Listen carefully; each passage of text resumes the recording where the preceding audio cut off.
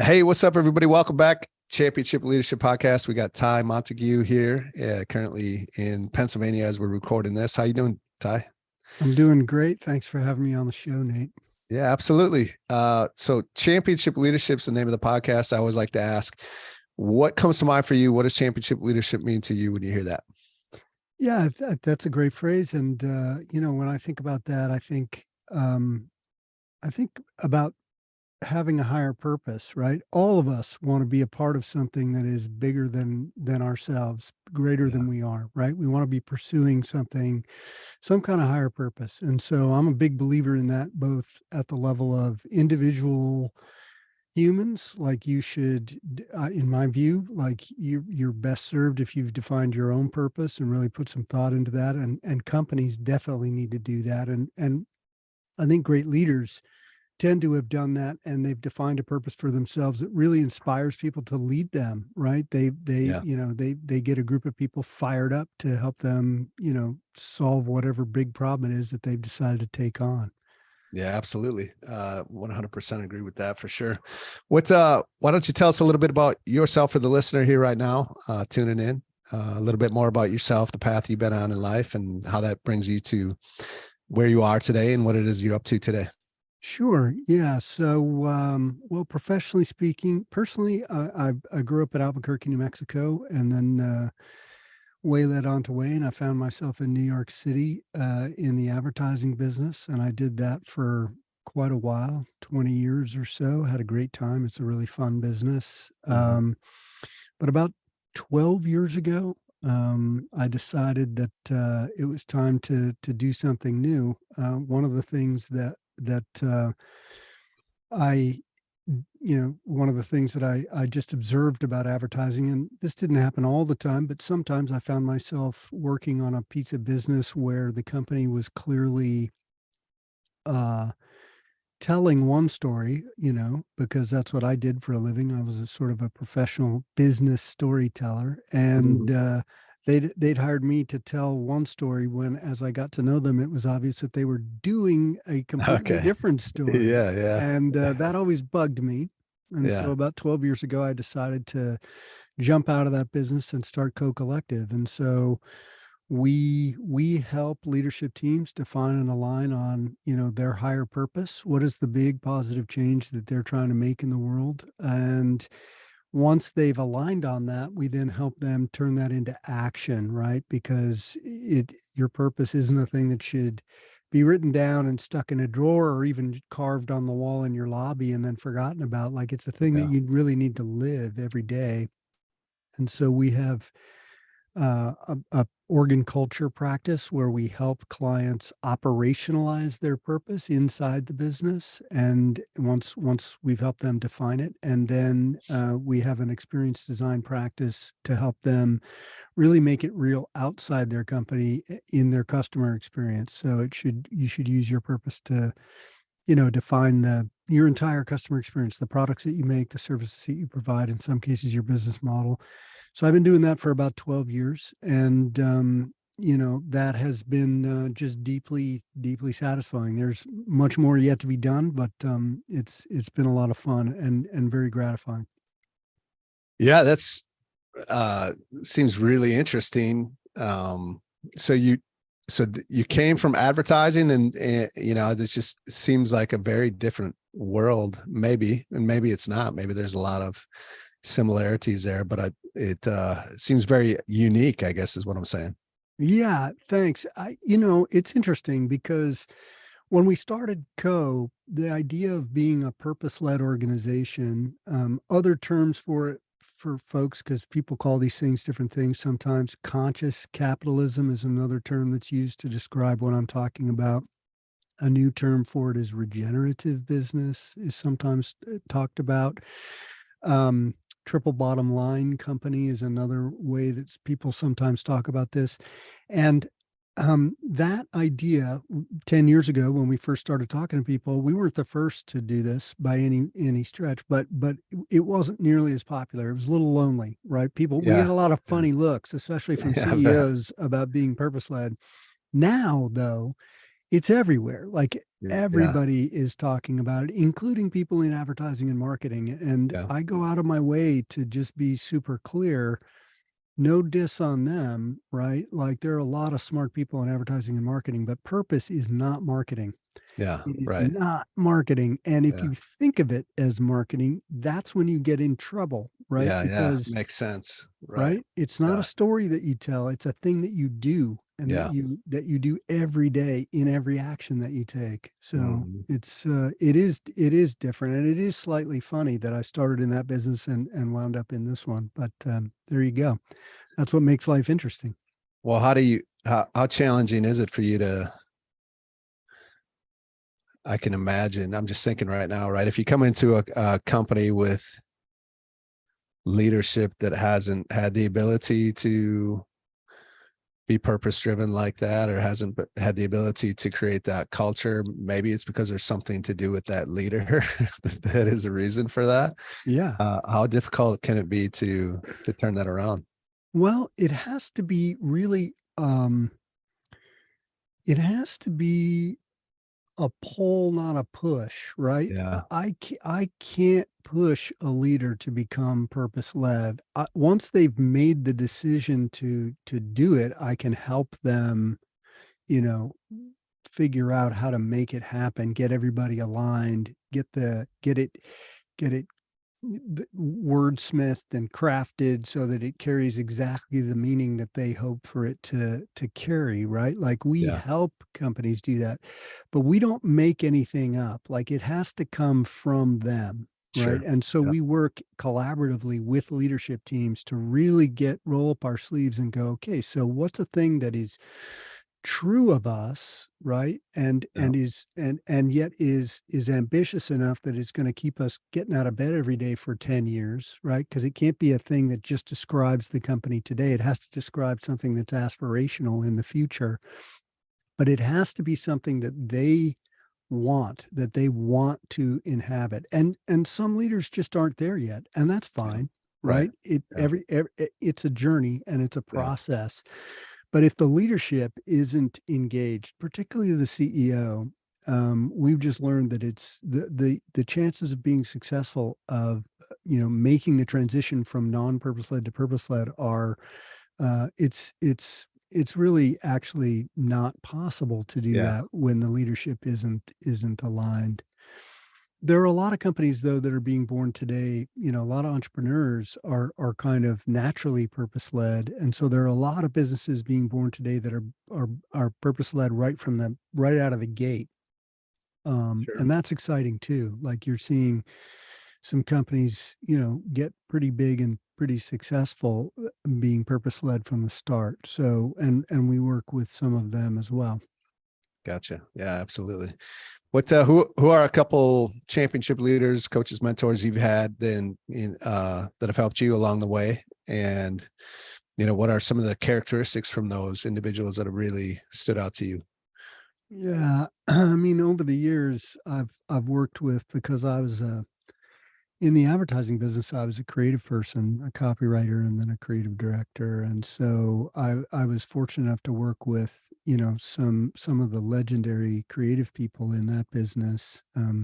People like Lee Clow and um, Dan Wyden and John Haggerty and I think the thing that I was reflecting on this actually as I was sitting down to do this show. Like the thing that that really all of those people shared was they led by example, right? All of them were brilliant creatives themselves. They all had done great work themselves, and they didn't um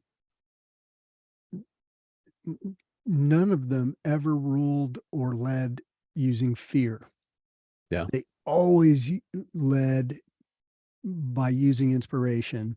Hmm. And then in the most dire circumstance, they used mild disappointment, right? Like Yeah. when you showed work to one of those people and they didn't like that work, all they had to do was just like frown a little bit, and you were just like, Yeah. oh my God, I blew it. I can't believe it. I have to go back and start Yeah. over. And you would Like you be, let down your favorite I let down my family right, member, right, right? exactly. It's like I Yeah. got my one shot and I Yeah. blew it, Yeah. Yeah.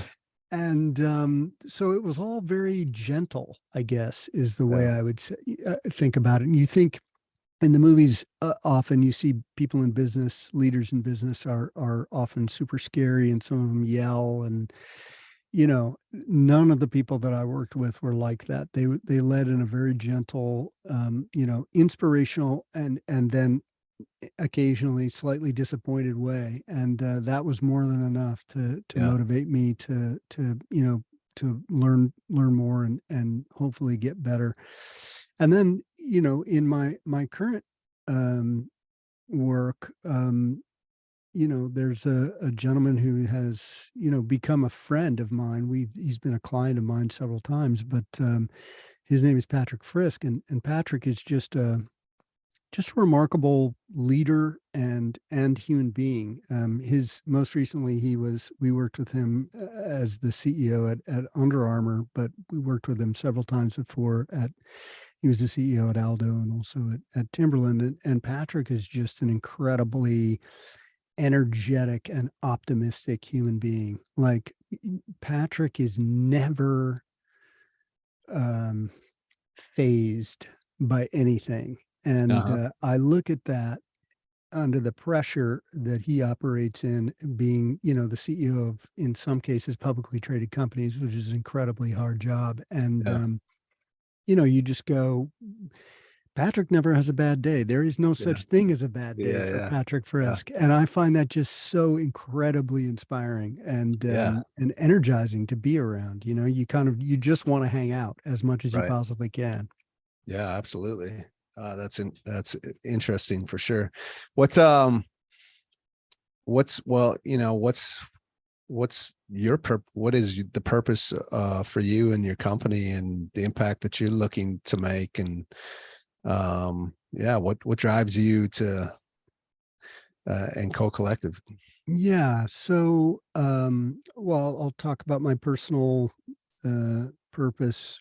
It's sort of my personal career purpose, is to try to help to reinvent capitalism. And I know that sounds incredibly, ambitious, probably overly ambitious, but I believe in having an ambitious purpose. Yeah. And, it's going to take time, and I'm certainly not going to do it by myself, but I want to put my shoulder to that wheel. Capitalism is in trouble these days in a lot of ways. If you look at the data, 50% of Gen Zennials, Gen Z, say they no longer believe in the system of capitalism. They don't feel Yeah. like it has their back.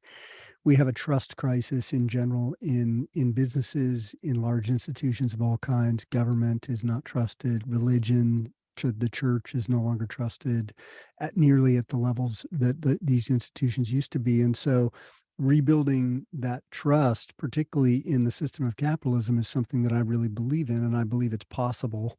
Um, and so that's what I'm trying to do. Um, with Co-Collective, we're trying to convince companies that, in order to connect with the next generation of customers, really, and employees, that they need to be purpose led. They need to be trying to help solve some of the big existential problems that we face in the world. And they need to not just say that, they need to do it. And it is Yeah.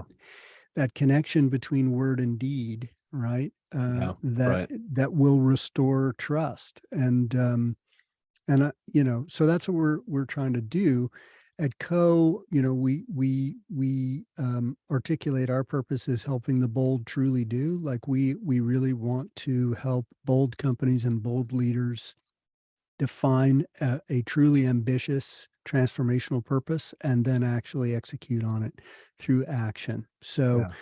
um, you know, and we put ourselves through our own process at Co. One of the at one point to find that purpose. And one of the things that we do with all of our clients is not only help them define the purpose, we help them define not only what they're for, but what they're against. We help them define what we call their antagonist or their enemy. And we're not talking about a competitor or another company. We're generally it's a belief that you're against, or a mindset that you're against, or an idea. Yeah. And so we decided at Code that our antagonist is any gap between word and deed, and what we called that gap is bullshit. So at our enemy is bullshit, I love it. and so purpose washing Yeah. is something that is happening more and more because purpose has gotten so popular. So we decided to, as one action to take to walk our own talk, we launched a podcast called Calling Bullshit. That's awesome. And we do that. Yeah. We call companies out where we see gap between word and deed. And I would hasten to add that, just despite the provocative name, we're not there to shame companies. We really do believe that bullshit is a treatable condition, and that Yeah. all you need to do, if you find yourself, being a bullshitter, Yeah. you can fix it by just realigning some of the actions that you take. And so the first half of Yeah. every episode is sort of the facts of the case, and then the second half is, okay, if we've called bullshit on this company, what would this company have to do to differently in order to fix this, so that hopefully we're also lighting some candles and leaving people in a positive place, and also, creating a show that helps people, take action, actually do something to Yeah. Right. solve the problem, right? Rather than just mocking them. That's not the point. Although that's kind of fun too. Yeah. That sounds like a really awesome concept for a podcast. So I Thank love you. it. Thank Yeah, you. I'll have to check into Check it that. out. Yeah. Apple Yeah, absolutely. Podcasts, everywhere you get your podcasts. Yeah, So, I love it. What was the name again? The calling bullshit. Calling Bullshit. Perfect name too. I love it. Thank you. Yeah, yeah. As we start to wrap this up a little bit, what Yeah. if there's um one or two things that you could give to the listener today that's and maybe to stay in line with our conversation here, right? That's maybe struggling to find their purpose. It seems like there's a number of people or companies or businesses that do. They just, for whatever reason, might struggle in that area. Yeah. What would be a few things that they could take action on today to help figure that out? Yeah. I think, I guess the first thing I want to say, and we say this a lot on the show, on Calling Bullshit, is we try to remind people that becoming a purpose-led business is a journey. It's not a thing that ever can happen overnight, Yeah, because we're talking about deep change. right. And it is just a fact of life that people and organizations don't love change that much. They Yeah, like doing it the way they've always done it. And so real change takes time.